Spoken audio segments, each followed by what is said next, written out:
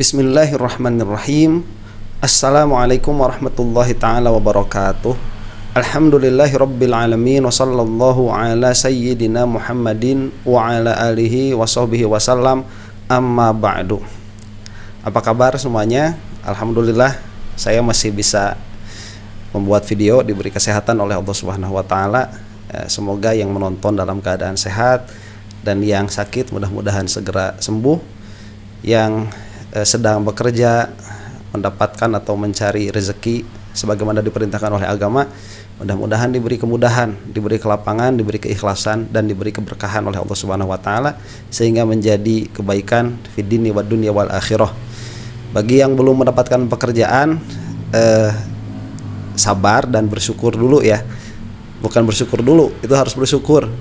Orang-orang kaya itu yang mereka cari adalah kebebasan waktu. Nah, orang-orang yang nganggur itu yang belum dapat pekerjaan itu kebebasan waktunya sudah ada, maka tinggal dipakai di dalam hal-hal yang bermanfaat, aktualisasi diri dan lain sebagainya. Insya Allah berkah ya, mudah-mudahan. Ala kulli hal, kita semua akan wafat, kita semua akan meninggal, bersiap-siaplah untuk itu ya. Adapun perkara yang lain-lain sebagaimana yang akan kita bahas ini, begitu permasalahan Jokowi dan lain sebagainya, jadikanlah ibroh saja. Kalau sekiranya ada dari kita yang bisa berkontribusi sedikit banyak begitu ya dengan doa atau apa, ya mudah-mudahan itu menjadi kebaikan bagi kita semua. Amin. Oke, sekarang kita akan membahas tidak lain dan tidak bukan ya, Jokowi lagi. Ini kenapa terus-terusan membahas ya? Saya juga nggak tahu ya kenapa terus-terusan membahas juga tuh. Karena memang terus-terusan dibahas. Yang ramai ya itu. Jadi sedikit banyak ya kalau saya bisa memberikan ilmu begitu ya, diselipkan di pembahasan Jokowi itu. Karena kalau misalkan sendiri saya kan membuka tuh ada kelas mantik itu ya, itu sudah saya berikan tidak gratis, bukan tidak berbayar, itu sudah saya berikan gratis. Yang nonton alhamdulillah ya 1000 itu paling banyak, itu sudah 1000 itu. Dan itu menunjukkan apa? Tidak menunjukkan ilmu mantik itu tidak penting, sebetulnya tidak, tapi menunjukkan bahwa orang-orang yang sekarang menonton YouTube itu sudah tidak terlalu suka begitu terhadap ilmu. Jadi itu menunjukkan pasar ya.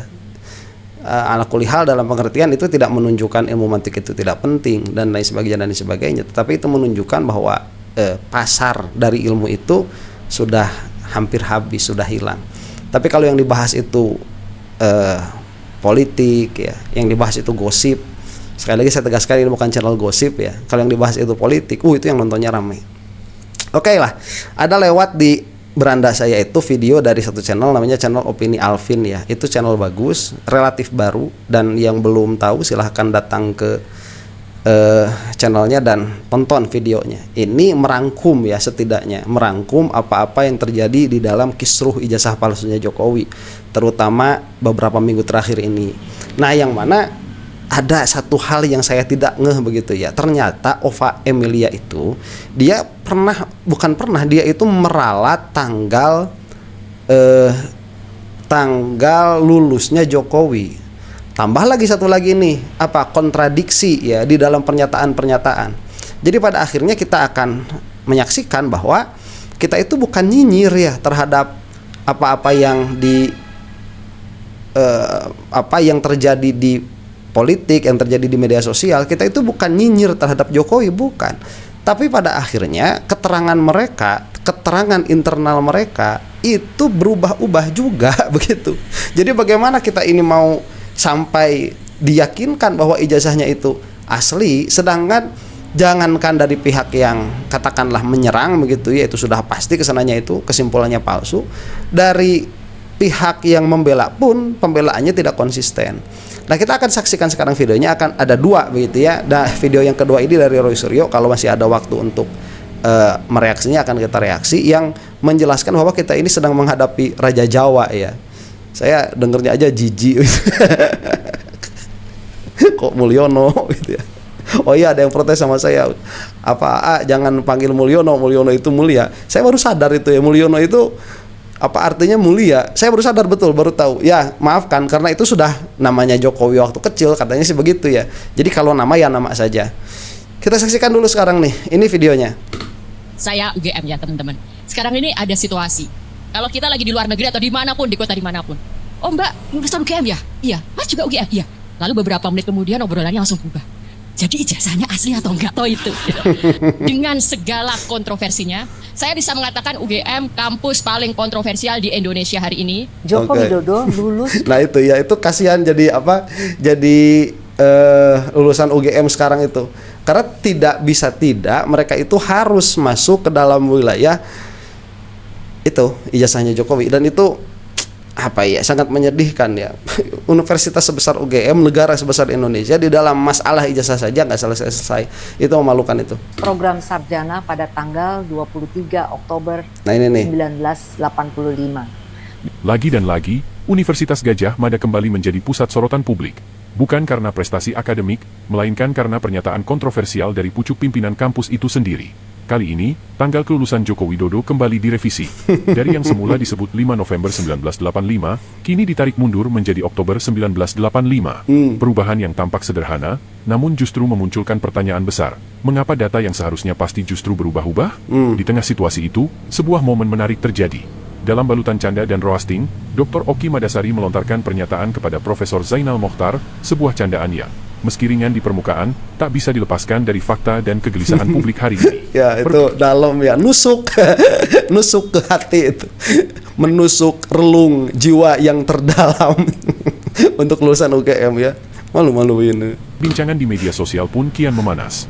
UGM kini ditempatkan sebagai kampus paling kontroversial, bukan karena serangan pihak luar, melainkan karena pernyataan-pernyataan yang justru keluar dari dalam, termasuk dari Rektor UGM sendiri, Ova Emilia. Apa saja kontroversi pernyataan Rektor UGM sebelumnya, dan mengapa gaya canda Dr. Oki Madasari justru terasa sangat relevan dengan situasi saat ini? Simak video ini sampai akhir. Oke, itulah yang saya maksud ya. Apa ya, kejanggalan itu keluar dari internal mereka sendiri. Makanya kepada para termul ya, kalian itu yang cerdas lah kalau mau bohong itu, yang konsisten, kemudian briefing yang bagus, jangan menjadikan termul-termul bodoh itu sebagai aliansi ya, karena pada akhirnya kalian itu hancur oleh diri kalian sendiri sebetulnya. Terus sekarang malah nyalahin Roy Suryo begitu ya. Mereka itu kan hanya apa ya, menerangi perkara yang tadinya gelap kan, hanya membukakan perkara saja yang tadinya tidak kelihatan bohongnya, karena kita tidak memiliki waktu yang cukup banyak untuk memperhatikan detail-detail yang ada pada Jokowi atau selainnya begitu. Ya kita kan mana sadar ijazahnya itu palsu. Tapi Roy Suryo itu bikin apa ya, bikin center gitu, bikin cahaya begini loh Jokowi itu aslinya. Kemudian cahaya itu terlihat sekali, memang terlihat sekali kepalsuannya ijazah itu. Pada akhirnya mereka bikin cerita sendiri ya, kontroversi apa, kontradiktif lah, karena kurang cerdas itu ya.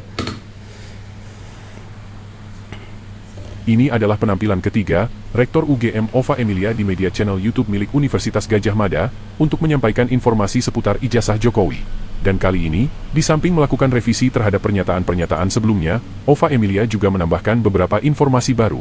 Sayangnya, bukannya menuntaskan rasa penasaran publik, pernyataan Ova Emilia justru semakin mengundang kontroversi. Kontroversi pertama adalah pernyataan penuh percaya diri dari Ova Emilia yang mengatakan bahwa Kasmujo adalah dosen pembimbing akademik Joko Widodo. Pernyataan ini menjadi kontroversi karena Kasmujo sendiri pernah membantah, bukan sebagai pembimbing skripsi maupun bukan sebagai pembimbing akademik. Joko Widodo menjalani kuliah di Fakultas Kehutanan UGM dengan dosen pembimbing akademik Bapak Kasmujo. Saat ini beliau sudah purna tugas, namun masih berkomunikasi dengan UGM. Saya baru 3B, sudah bisa bimbing. Bapak saat itu berarti bukan pembimbing skripsi? Sudah, bukan. Bukan pembimbing akademik? Bukan. Pembimbing akademik pun bukan, Pak? Jika orangnya... Loh ya, Pak Kasmujo sendiri membantah dalam pengertian sepertinya beliau ini sudah tidak mau berbohong begitu, sudah sepuh nih, mengkhawatirkan sekali apanya kondisinya itu. Sudah sepuh beliau itu. Sendiri membantah, kenapa harus dipaksakan? Bagaimana pernyataan ini bisa dipertanggungjawabkan di depan pengadilan? Iya. Apakah Ova Emilia yakin bahwa Kasmujo bersedia bersaksi, sementara Kasmujo sendiri jelas-jelas menolak disebut pembimbing akademik Joko Widodo?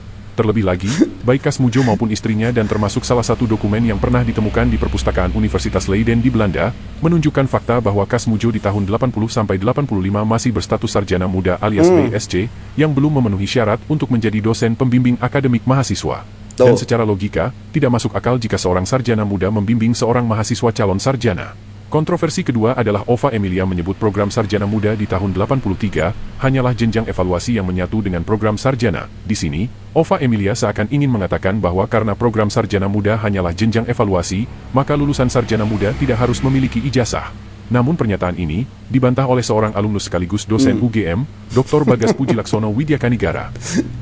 Keempat, tahun 1983, Joko Widodo menyelesaikan evaluasi program sarjana muda yang pada saat itu ada dalam masa transisi dan programnya disatukan menjadi program sarjana.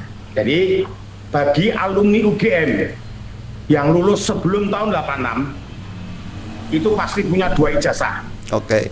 yaitu sarjana muda dan sarjana. Dan kontroversi yang Tuh, ketiga itu udah bertentangan lagi ya. Ya itu adalah revisi tahun kelulusan Joko Widodo. Sebelumnya, di bulan Agustus 2025, melalui channel Universitas Gadjah Mada, mengatakan bahwa Joko Widodo dinyatakan lulus dari UGM pada tanggal 5 November tahun 1985. Oke. Tapi hanya berselang 3 bulan, pernyataan ini pun diubah, bukan bulan November, tapi Jokowi dinyatakan lulus pada bulan Oktober. Joko Widodo Ini paling telak, dinyatakan ya. lulus dari UGM pada tanggal 5 November 1985. Dan UGM telah memberikan ijazah yang sesuai dengan ketentuan kepada yang bersangkutan saat diwisuda tanggal 19 November 1985. Joko Widodo lulus program sarjana pada tanggal 23 Oktober 1985 dengan indeks prestasi di Aduh. atas 2,5. gimana kita mau ngomongnya nih Bapak ya? Aduh, Anda itu memalukan sekali ya sebagai seorang rektor UGM. Ini tolonglah mahasiswa UGM ya, selesaikan permasalahan kampus kalian itu. Selesaikanlah. Dan kepada para alumninya juga ya, jangan mau dipolitisasi. Kalian berpikir bahwa ini hanya human error? Dengan perbedaan penyebutan di 2 hal yang berbeda baik tanggal maupun bulan, sangat kecil kemungkinan ini hanya human error semata. Ya. Jika misalnya pernyataan sebelumnya disebut tanggal 5 November, lalu berubah menjadi 5 Oktober, mungkin masih masuk akal untuk disebut kesalahan penyebutan. Tapi slip perbedaan of tongue, antara tanggal ya. dan bulan sekaligus, menunjukkan bahwa Ova Emilia secara jelas dan tegas ingin menggeser masa yang disebut masa kelulusan Joko Widodo. Dan ini hanyalah sebagian dari pernyataan Ova Emilia yang mengundang banyak pertanyaan. Sebelumnya, di channel ini, kami juga sudah membahas soal kalender akademik UGM yang lagi-lagi bertentangan dengan pernyataan sang rektor. Semua kontroversi ini bukan dibuat oleh orang lain. Keributan ini justru bersumber dari pernyataan-pernyataan kontradiktif orang nomor 1 di kampus ini. Nah itu yang saya maksud. Jadi kita itu tidak nyinyir, alhamdulillah begitu ya, alhamdulillah. Orang-orang yang berada pada kubu berseberangan dengan Jokowi itu, atau yang bukan termul, itu bukan orang-orang yang nyinyir. Kita ini berbicara sebagaimana data. Malah kita tidak masuk kepada data yang dibawa oleh Roy Suryo. Ini adalah data yang dibawa oleh Ova Termul sendiri.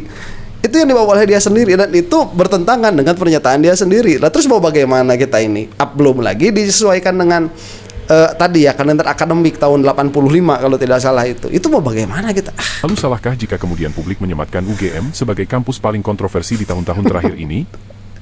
Sebenarnya kalau bagi saya bukan hanya paling kontroversi, tetapi kampus paling konyol. Itu rektornya loh. Ya sudah seperti itu, sudah AI-nya bilang tidak ada orang lulus namanya Jokowi, kemudian data yang diklaim itu tidak ada.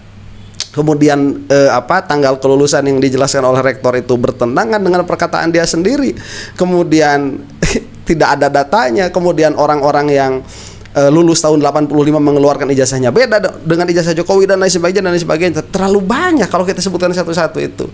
Nah, itu apakah dibahas oleh para termul tuh? Enggak ya, karena mereka itu bukan mau melihat kebenaran. Mereka itu tidak mau melihat fakta.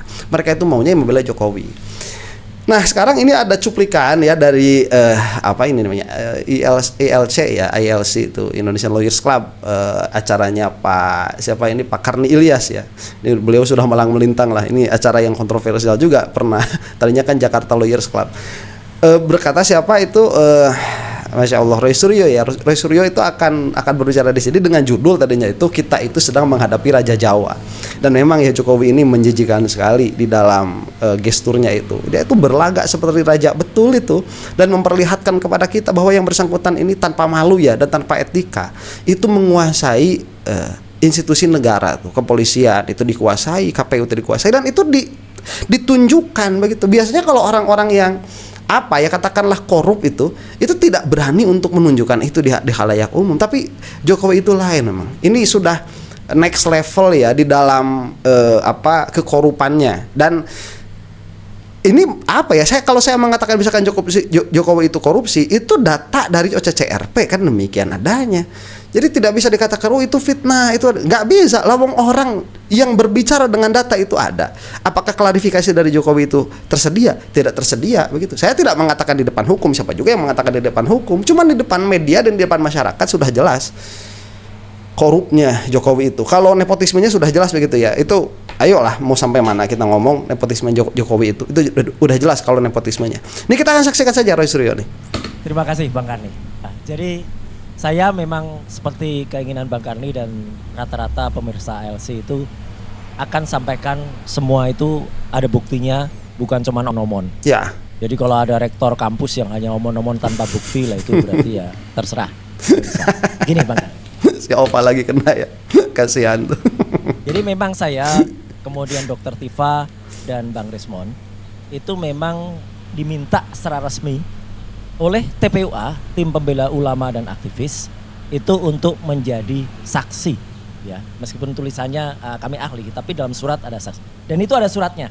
Mungkin bisa ditampilkan surat dengan kop TPUA yang kemudian minta kepada kami bertiga itu untuk menjadi saksi. Ya, nah itu ada itu suratnya. Clear banget. Ini maaf. Ini satu lagi. Itu yang besar. Kalau yang ini itu nanti kepentingannya penting. Yang satu lagi mohon maaf. Ya. Jadi yang ini. Jadi itu jelas banget ya. Sehubungan kami merencanakan akan menghadirkan saksi yang bernama 1 Dr. Tifa, 2 Roy Suryo, 3 Resmond. Jadi artinya kalau ada orang mempertanyakan itu apa itu Roy Suryo kok ikut-ikut, dia bukan bagian dari TPUA. Memang kami bukan bagian dari TPUA. Kami adalah saksi yang diminta. Itu satu. Yang kedua Bang Karni dan juga teman-teman semua, waktu gelar perkara yang pertama adalah memang waktu itu saya agak kaget ya. Karena memang Bang Egy ketika keluar itu kemudian menyatakan bahwa saya tidak merupakan bagian atau Roy bukan merupakan bagian dari tim ini. Ya udah. Saya selalu menghormati setiap pendapat orang. Dan juga Bang Egy mengatakan yang saya laporkan itu adalah ijazah S1, ijazah SMA. Gak ada hubungannya dengan S1. Mohon maaf, tampilkan suratnya. Surat tanggal 9 Desember yang tadi, itu adalah surat resmi dari TPUA. Yang satunya. Surat resmi dari TPUA. Nah menyatakan, itu tinggal dibaca aja di situ. Itu S1 atau SMA? 1. Dan kalau Bang Karni dan semua pemirsa ALC tahu, kalau yang dipermasalahkan itu adalah SMA, maka bis TPUA dari Jakarta tidak mampir ke UGM Bang Karni. Mampirnya ke SMA 6 Solo. Kalau yang dipermasalahkan SMA. Okay. Jadi tadi jelas kan, yang dipermasalahkan kan S1 bukan SMA. Jadi tolong jangan lari dari tanggung jawab. Itu ya. Jadi kami ini terus istiqomah sama seperti Bang Rustam tadi. Terus bertahan ya untuk melaksanakan tugas itu. Nah, sekarang ada yang kecil-kecil Bang Karni tapi menurut saya nggak nyaman. Karena ini saya sudah dengar 2-3 kali sampaikan. Benar bahwa ada pertemuan di salah satu rumah makan Jepang di Senayan City, ya, namanya Susite. Dan ketika kami diundang, saya diundang loh itu, ya Bang DL dan juga Bang Resmond juga diundang. Kemudian selesai acara tiba-tiba, ini saya bilang demi Allah, tiba Bang Egy bilang, Roy, bayarin dong. Loh, saya kaget juga terang. Bang, saya kan diundang. Ya sudah. Nah, tiba-tiba sekarang beredar tuh narasi. Roy nggak mau bayar. Ya, namanya tamu diundang kok suruh bayar ini kan lucu sebenarnya. Oke. Ini kok ini kok jadi masalah bayar membayar ini. Ya cuman ala kulihal ya. Yang jadi permasalahan itu tatkala diangkat begitu ya sama siapa? Entah yang mengangkat itu siapa? Egy Sujana kalau tidak salah ya mengangkat masalah itu. Cuman ya kalau misalkan secara etika begitu yang diundang itu ya tidak membayar ya. Yang traktir itu yang undang dong, yang ngajak dong yang traktir itu. Ya kalau enggak split bill lah ya kalau tidak mau. Ya bayar sendirilah. Aduh. Memang kebetulan waktu itu saya merasa saya kan diundang gitu loh. Ini sama persis modusnya dengan ketika ada peristiwa rawon setan dulu. Saya ketika jadi menteri diundang Kadispora, kemudian tiba-tiba diminta Roy tidak bayar. Tapi udahlah kayak gitu itu biasa lucu-lucuan aja. Dan biasa saja ya, orang-orang itu kan memang ada seperti mungkin Mas Roy Suryo itu bukan orang yang suka traktir atau dengan satu dan lain pertimbangan mungkin keuangan dan sebagainya, itu kan wajar ya saya kira. Jadi kok kenapa jadi permasalahan begitu? Ini kalau saya lihat di belakangnya ada upaya untuk karakter assassination begitu ya, untuk membunuh karakternya Roy Suryo. Cuman ya alhamdulillah kalau kita masuk langsung kepada substansi permasalahan saja yang seperti ini tidak akan berpengaruh lah. Kedua, tadi Bu Neti juga mengatakan ketemu di TIS. Saya baru dengar ini, ya. Memang betul. Kita ketemu itu di TIS. Dan saya ingat Bu Neti, saya waktu itu sampaikan juga ke Ibu kan, bahwa Bu Neti, saya dengar Ibu itu cerita di mana-mana, ada di wawancara cc.com lah apalah. Ibu bilang Roy gini. Saya jawab apa? Saya tidak akan jawab. Tidak baik mengumbar internal di antara kita keluar. Dan saya tidak pernah komentar tentang Ibu loh ya. Nggak pernah. Saya pegang janji itu. Jadi artinya saya menghormati, bukan saya nggak berani. Saya menghormati. Dan memang perjumpaan kita itu koinsiden. Saya waktu itu diundang rapat oleh Bang Refli. Sebentar, ini bagus ya. Integritas yang dibawa oleh Roy Suryo itu. Karena kalau kita sedang berjuang begitu ya, di dalam internal itu pasti banyak permasalahan. Namanya juga orang begitu, latar belakangnya beda-beda dan lain sebagainya. Nah, itu kalau misalkan ada permasalahan di situ, orang lain jangan sampai tahu. Karena kalau memang yang kita permasalahkan itu adalah substansi masalah tertentu, itu pasti bakal ada. Makanya tidak heran juga ya, seseorang kelompok perjuangan itu tatkala mereka itu sudah menang, katakanlah ya, mendapatkan posisi dan sebagainya, kelompoknya yang menang ini ya, bukan individunya, bukan kayak Babe Haikal itu, kelompoknya yang menang itu di dalamnya pasti ada setelah menang begitu, itu ada konflik lagi pasti itu, cuman itu tidak pernah keluar, tidak pernah leak, tidak pernah bocor sebelum sampai kepada tujuan. Nah, kalau Egy Sujana sekarang ini sudah mau menghancurkan itu sedari awal ya, padahal perjuangannya belum selesai. Perjuangan belum selesai kok masalah-masalah kecil seperti itu sudah dibocorkan keluar tuh. Kemudian kami datang, tiba-tiba di situ ada Bang Egy lagi preskon sama Bu Neti. Betul kan Bu Neti? Jadi clear, nggak ada soal. Kita nggak ada masalah. Nah, ada memang begini. Tolong hormati juga. Saya setuju Bang Karni. Tolong hormati juga di antara kami. Saya juga tidak komentar masalah hukum kok Bu Neti. Saya itu hanya komentar, mohon dengan persepsi masing. Kalau ada ijazah yang kemudian itu ada embos ya.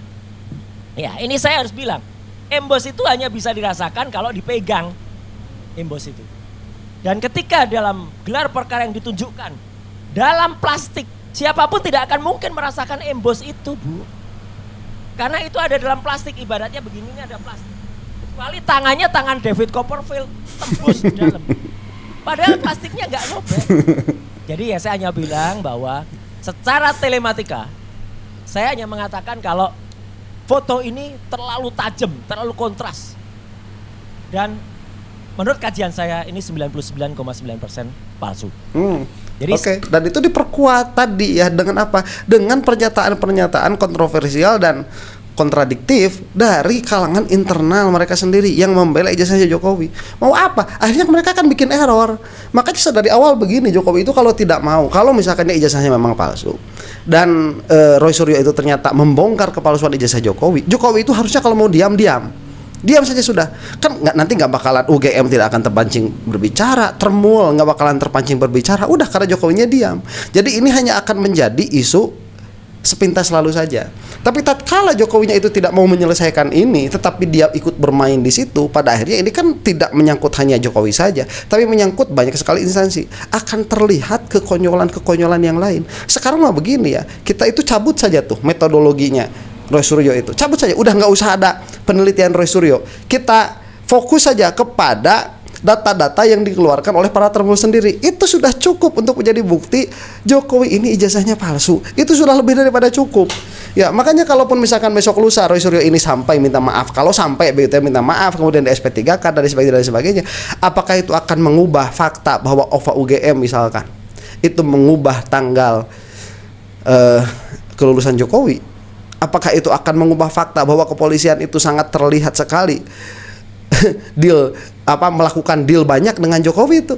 Apakah itu akan menghilangkan fakta-fakta itu? Nggak bakalan bisa. Saya tidak mengatakan lagi soal hukum. Saya hanya bicara teknis. Sekali lagi saya hanya bicara teknis. Nah, sekarang tadi ada Bang Karni tanya ke Pak Rustam soal teknis. Maaf ada yang lupa nggak saya sampaikan ke teman-teman, tapi ini sudah banyak beredar. Tapi nggak apa-apa, ini hoax. Bang Karni sempat beredar juga. Ketika pertemuan di Solo, itu katanya Jokowi dan Bang Egy rangkul-rangkulan seperti ini, Bang Karni. Ini hoax. 9% hoax. Kalau bahasanya Respon 11 triliun hoax. Ini hoax. Sudah saya periksa dengan ELA juga, error level analysis. Tampak tangannya, error badannya, error kepalanya, error. Jadi ini hoax. Ini bikinan AI, artificial generated. Nah, tapi ada yang harus saya sampaikan juga di sini Bang Karni, karena tadi ditanyakan ke Bang Rustam. Ya. Kenapa saya harus menyampaikan Bang Karni? Karena Bu Neti dan juga semuanya, Bang Egy WA saya langsung. Nih buktinya yang paling kanan. Jadi Bang Egy Sujana itu WA saya langsung menggunakan nomor Malaysianya. Plus 60 sekian. Nih WA saya langsung. Video berdurasi 45 detik, 40 ya. Ada gambar mobil VW, Bu Neti VW ya, bukan BMW. Itu pernah salah bilang BMW. Iya, berarti salah ngomong kemarin itu BMW katanya. Nah, gak apa-apa, kita saling koreksi aja. Ini VW. Saya ditanyakan banyak sekali Bang Karni oleh orang-orang, karena biasanya soal gambar kayak gini tuh memang saya yang bilang reksa video atau video. Saya jawab ini bukan AI.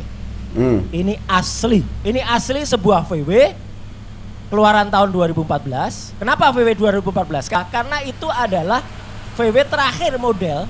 Jadi tahun 2020 ke atas memang nggak keluar. Dan memang, nah ini mohon maaf, saya harus menganalisis ini karena apa? Karena ini dikirimkan ke saya, ini juga ada gambarnya saya kirim. Ya, nomornya nomor Bang Egy langsung, dan sudah saya periksa juga end-to-end encryption-nya. Foto profilnya itu profilnya Bang Egy masih dengan baju yang sama ketika di bandara. Bu Neti, Bang Karni dan juga semuanya, mohon baca analisis saya soal ini, ya, foto ini.